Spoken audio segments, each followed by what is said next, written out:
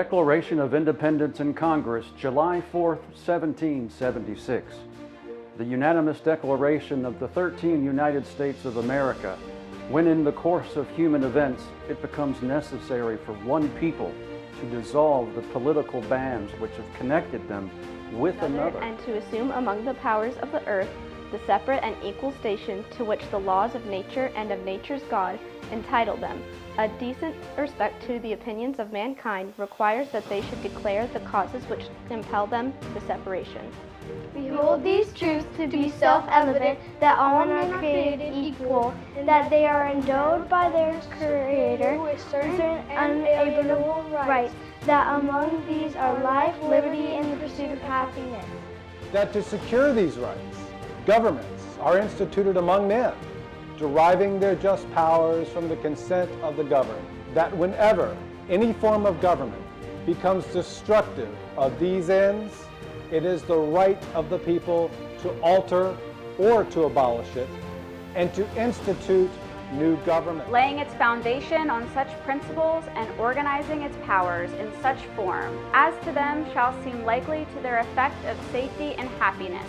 Prudence indeed will dictate that governments long established should not be changed for light and transient causes, and accordingly all experience hath shown that mankind are more disposed to suffer while evils are sufferable than the rights themselves, by abolishing the forms by which they are accustomed. But when a long train and abuses and usurpation, pursuing invariable the same objective evidences designed to reduce them under the absolute deposition, it is their right, it is their duty to throw off such government and to provide new guards for the future security. Such as have been patient and sufferance for all of these colonies, such is now the necessity which constrains them to alter their form systems of government. The history of the present King of Great Britain is a history of repeated injuries and aspirations, all having in direct object the establishment of an absolute tyranny over these states. To prove this, let facts be submitted to a candid world. He has refused his assent to laws, the most wholesome and necessary for the public good. He has forbidden his governors to pass laws of immediate and pressing importance unless suspended in their operation till his assent should be obtained, and when so suspended, he has utterly neglected to attend them.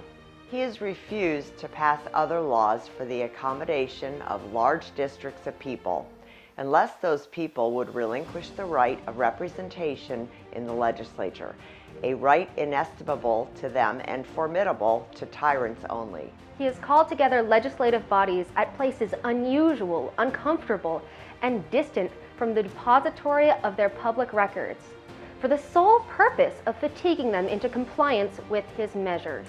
He has dissolved representative houses repeatedly for opposing with manly firmness his invasions on the rights of the people.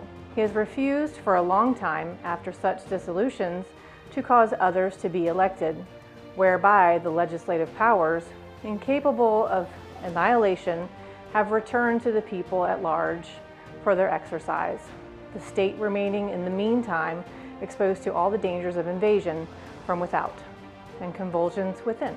He has endeavored to prevent the population of these states, for that purpose obstructing the laws for naturalization of foreigners, refusing to pass others to encourage their migrations hither, and raising the conditions of the new appropriations of lands. He has obstructed the administration of justice by refusing his assent to laws for establishing judiciary powers. He has made judges dependent on his will alone for the tenure of their offices and the amount and the payment of their salaries. He has erected a multitude of new offices and sent hither swarms of officers to harass our people and eat out their substance. He has kept among us, in times of peace, standing armies without the consent of our legislatures.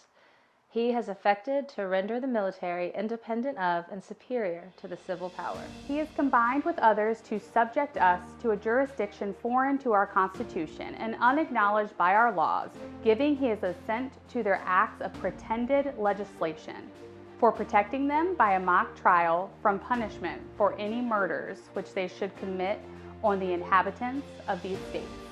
For cutting off our trade with all parts of the world, for imposing taxes on us without our consent, for depriving us in many cases of the benefits of trial by jury, for transporting us beyond seas to be tried for pretend offenses, for abolishing the free system of English laws in a neighboring province, establishing therein an arbitrary government and enlarging its boundaries so as to render it at once an example and fit instrument for introducing the same absolute rule into these colonies. For taking away our charters, abolishing our most valuable laws, and altering fundamentally the forms of our government. For suspending our own legislatures and declaring themselves invested with the power to legislate for us in all cases whatsoever.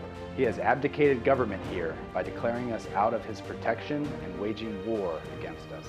He has plundered our seas, ravaged our coasts, burnt our towns, and destroyed the lives of our people.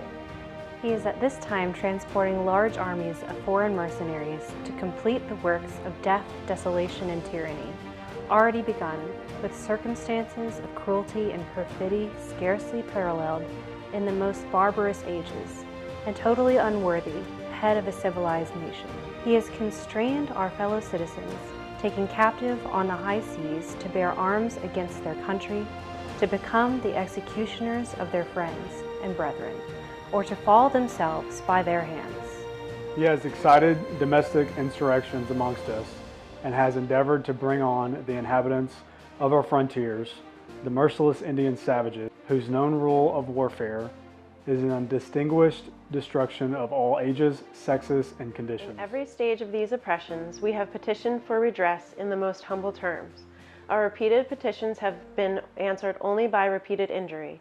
A prince whose character is thus marked by every act which may define a tyrant is unfit to be the ruler of a free people. Nor have we been wanting in attentions to our British brethren.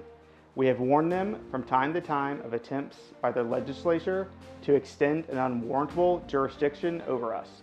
We have reminded them of the circumstances of our immigration and settlement here. We have appealed to their native justice and magnanimity, and we have conjured them by the ties of our common kindred to disavow these usurpations, which would inevitably interrupt our connections and correspondence. They too have been deaf to the voice of justice and of consanguinity. We must therefore acquiesce in the necessity which denounces our separation and hold them as we hold the rest of mankind, enemies in war and peace friends. We, therefore, the representatives of the United States of America in General Congress assembled, appealing to the Supreme Judge of the world for the rectitude of our intentions due in the name and by the authority of the good people of these colonies, solemnly publish and declare that these united colonies are, and of right ought to be, free and independent states, and they are absolved from all allegiance to the British Crown, and all political connection between them and the state of Great Britain is and ought to be totally dissolved, and that as free and independent states they have full power to levy war, conclude peace, contract alliances, establish commerce, and to do all the acts and things which independent states may of right do. And for the support of this declaration, with a firm reliance on the protection of divine providence, we mutually pledge to each other our lives, our fortunes, and our sacred honor.